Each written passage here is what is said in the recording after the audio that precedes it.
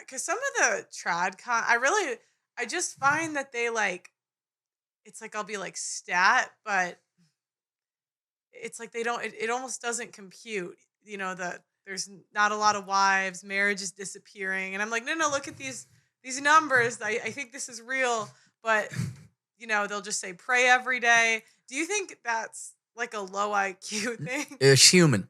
Okay. They're emotional. Oh, I'm not even in a bad way either. Because it's their emotions invested in their religion. Yes, they're also religious. Yeah. They also are human. One of my flaws is I'm very inhuman. Okay. I can look at it. Yeah, you're fat. That's why you're not finding God. I have no problems. None. Because I just didn't have the time when I was younger. Like, one girl, this one gal, she had a crush on me. One of the few girls to build up the courage to ask me out. And she was like, oh, would you want to go out? And I remember I was like, no. And she just, why not? I'm like, because you want to have sex. I'll do other things. I'm like, yeah, no, I want to have sex. So since you're really, I knew she was religious, she wouldn't have sex. I can do that. Most people can't. Right. They have a soul. They have a heart. Okay. They love their wives. They love their God. They love their religion. They like to think Dennis Prager is an incredibly soulful person. Right. He very much cares. He probably did make one of the best dads ever. Yeah. He's not a great empiricist or economist. He might be a good economist, but these people, you can't fault them. Yeah. Because they love people. There's nothing wrong with that, except for their recommendations. What do you mean he's not a good economist? I don't watch his stuff too much. He is. I misspoke. He's not a good empiricist. I love telling uncomfortable truths. Because I was lied to so much of my life. Yeah, that's how I feel. And everyone that were so popular, I hate popular people. Because they all promoted the lie. And that was the value system. Before you get into the real world, the value system is popularity. And the popular kids typically were lying, scheming assholes. And it still continues to this day. Right. Like, oh, I got my boat, I got this. And no, you just got debt. And because I'm an economist or studied it and kind of, you're looking at this horrific shit that's coming our way that's going to have a horrific effect on everyone. I come in and try and warn people about it. I just got more flack, especially in banking. And now I love making people uncomfortable. I love pissing them off. And whereas beforehand, I'm like, oh, aren't you concerned about this? This is very serious. And threatening to get fired. No. It's war. And I love it when people make mistakes. I love it when they get overweight. So I have no problem. That's why it's called asshole consulting, not nice guy consulting. There's a market for it. There's people that desperately need the truth. Things have gotten so bad in their life, they might listen to constructive criticism. But on the contrast side, then you got like Oprah, which is just touchy, good, feel good lies all the time. Dude, that's been done to death. It's done with it. So I have no problem pointing out things like IQ. I have no problem pointing out whatever inconvenient facts or, your .com isn't worth $10,000 or any other pretty lie you want to believe. Like, big is beautiful. Like, guys are going to like you for your personality and other stuff like that. Because it's just, I don't know, life is almost too short. Yeah. But there is economic ramifications for constantly lying. And so the patience for lies and kind of tending to the normies and protecting their fifis. No, I don't have time. No. I hope someday you would out-debate so many people. I could just see it. Do you know why I would out-debate? Because you're smarter than that. No. Go ahead. Because I'm empirical. I don't have an opinion. Oh, okay. I would just go get all the data and the information. Right. And then let's say I got all we're debating, does X exist? And I go and I say, I don't think X exists. And they say, oh, no, X exists. And I go do my research. I found, looks like X doesn't exist. I wouldn't argue with them. I say, yeah, it looks like you were right and I was wrong. But yeah, it's I don't really have debates. I have information and research, and it's up to you to kind of disprove that.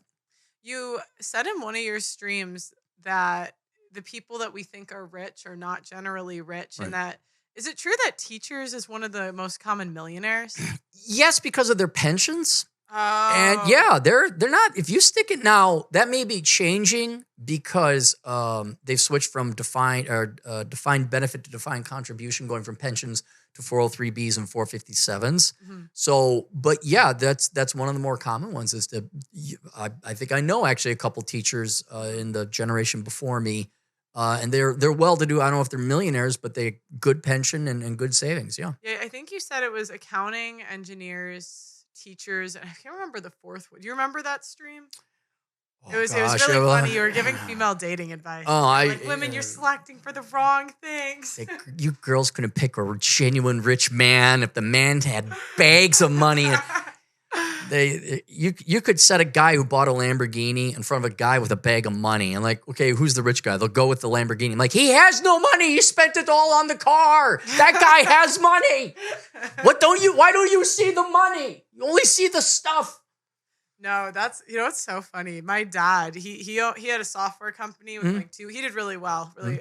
And he drove in like a beat up, it literally looked like a pedophile van for years. Literally, like it looked like one of those like candy, Yeah, yeah. You never see your kid again. Sure, sure. Dad, it's so funny. Now he got like a nice car, and then he just bought a Honda Civic. He's like, I'm sick of paying for the gas on this car. I have never had a fancy car. Yeah, I never have, and it's transportation. Mm-hmm. It's transportation, and like I was talking about that dentist before, the shoe salesman. No, I was talking to Jeremiah. The most legit rich guy I ever met in my banking, he was a shoe store owner. Mm-hmm. And then there was a dentist who was rather well off too. But these are not sexy, flashy people, and you wouldn't know it because it just looked like he got his clothes at Goodwill. Yeah. No, that's what I've found. Like most, unless it's first generation wealth, which is like maybe Bitcoin or like someone who got rich quick, but they made enough money that it'll last. Yeah. You meet those occasionally, but I find that like wealthy people really don't show off their wealth. No, if you had to work for it. Yeah. It took so much effort, labor, sacrifice. You're not going to give it up. And you sure the hell in the United States aren't going to like advertise it so you can get sued. Mm-hmm. So a lot of people get trust instead of things like that. Yeah, and so I know, and they're not wrong. Women aren't wrong to want a man who's financially stable. Of course, you don't want a not financially stable man. Mm-hmm.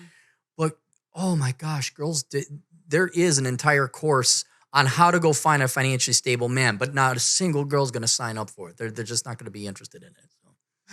They'd rather get the car. They want to. They conflate, they confuse stuff with wealth. Okay. Yeah. If a guy says, yeah, I got a fully funded 401k, and then some douche canoe shows up on a boat. Boats are horrible. Like if you see a guy with a boat, he's poor. Don't go with the guy with the boat. That's not, no. The fully funded 401k. I know it's boring. I know accountants are nerdy. I know engineers, just Squaresville. Yeah, well, they're the ones that you're not going to starve. We're like, oh, how are we going to pay the mortgage? I guess I got to go and pull tricks on seeking arrangement or something.